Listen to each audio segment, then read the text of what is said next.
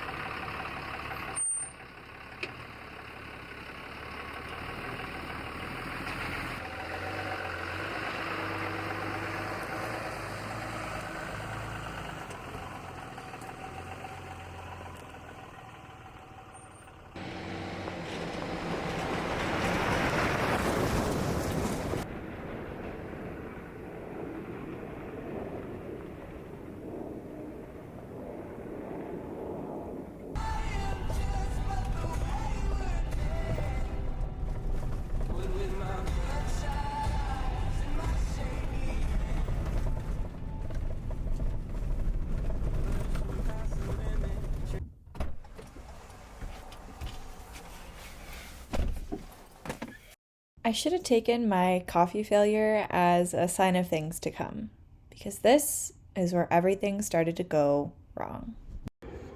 Originally, the plan was to drive from Boise, Idaho out to Minneapolis, Minnesota to pick up my truck just to drive north and grab my camper.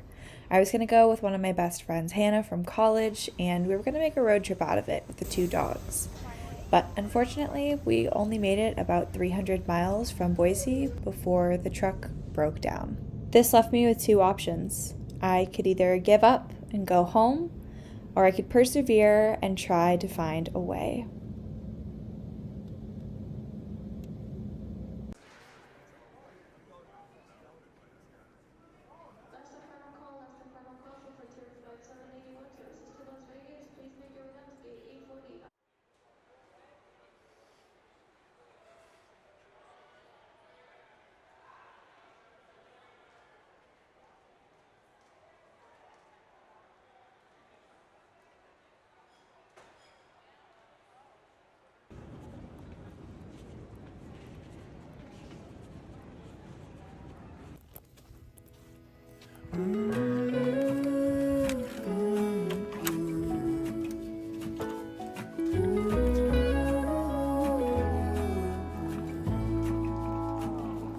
I burned out like a wandering ember.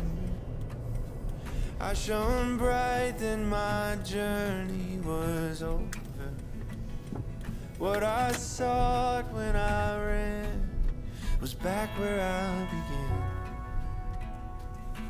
No matter the rain, no matter the storm, I'm coming home. I'm coming home. After a few hours of struggle and realizing that these camper tie-downs were not made for this truck, I was finally able to get things secured, and thankfully so, because the drive home was wild.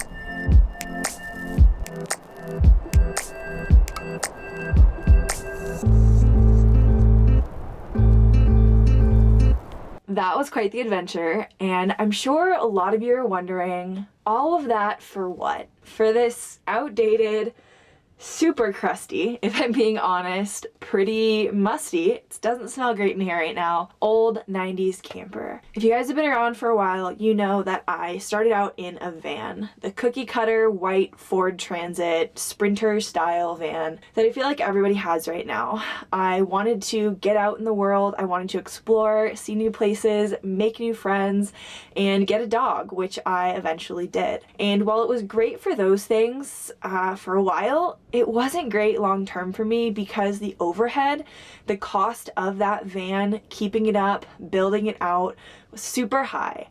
And in addition to that, I still wasn't able to get to a lot of the places that I originally set off on this lifestyle to get to. Next, I set out with a school bus, thinking much lower cost, I'm gonna save a ton of money, I can build a lot faster now, and I have some skills, so it can fit my needs a little bit better, have more space for me and my dog, and ultimately make more friends in, because I'll get to go travel more places, because I'll have more money in the bank.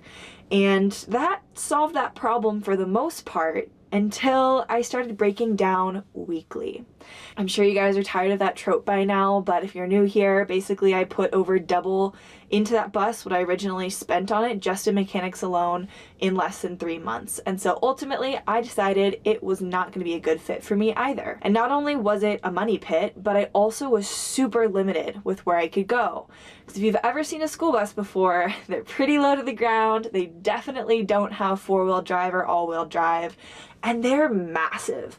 Nice for living on the inside, feels like an apartment, but ultimately it just did not strike the balance that I needed it to strike. If I'd been able to get to more places, even if it had cost more money ultimately, I think I might have considered staying with the bus a little bit longer.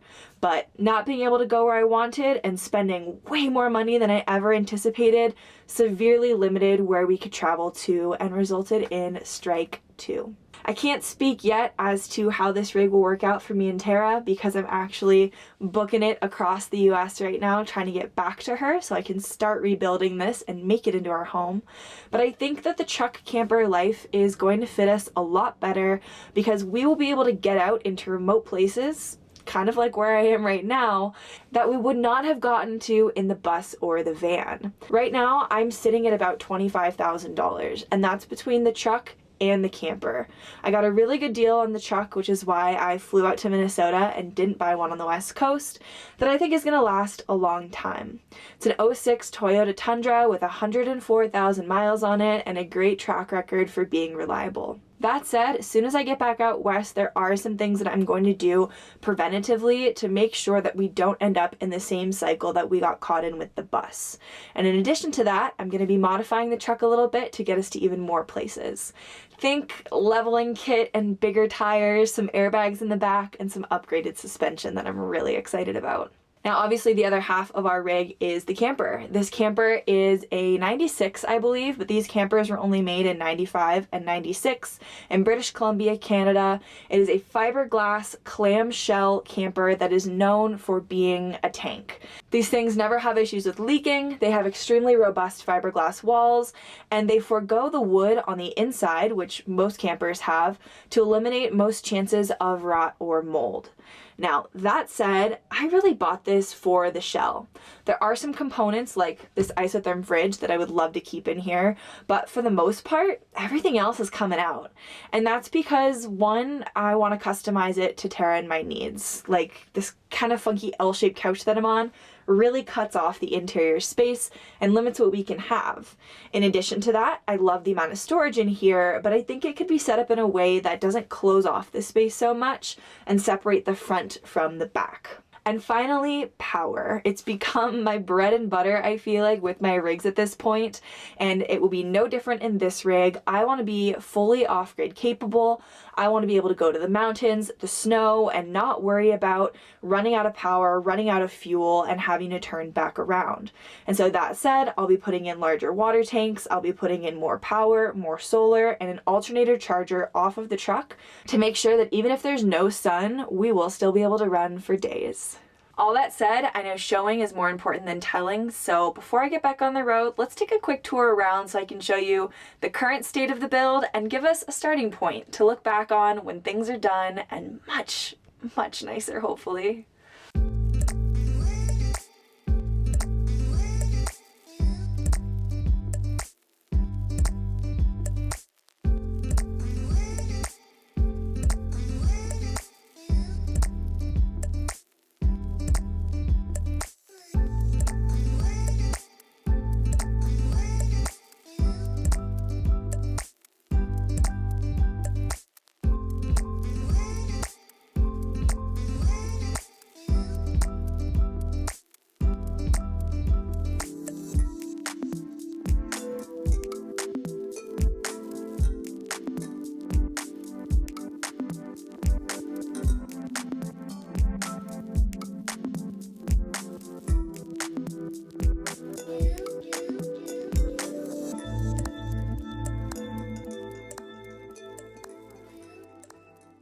So I'm curious what you guys have to say about this. I'm a little bit nervous. Buying something like this for just over $12,000 definitely put a bit of a damper on my budget and what I am hoping to spend overall, just because I am gonna have to do some pretty extensive renovations. But the thing that I'm banking on is that this is a very tiny space, especially compared to a bus. So at the bus, I spent about $10,000, which included electrical, my bed platform, like literally every structure in there. Whereas with this, I think that I can maintain or at least reuse a lot of the wood. The bed platform just goes over the cab, so that's done for me. The fridge, I think it works, and so as long as I have power, I should be able to maintain this, which is about a $1,300 purchase. And all of those things are gonna add up really quickly, I think, and help me save a lot of money and time with this bad boy. Over the coming weeks and maybe even months, I will be renovating this thing and making it our little home on wheels, just like we have in the past, but this time with the intention of keeping things going for the long run. Ultimately, I'm just super stoked to be starting off on this journey and even more excited to start the reno process. So I will see you guys all next week for that. In the meantime, have a wonderful rest of your day. Thanks so much for watching.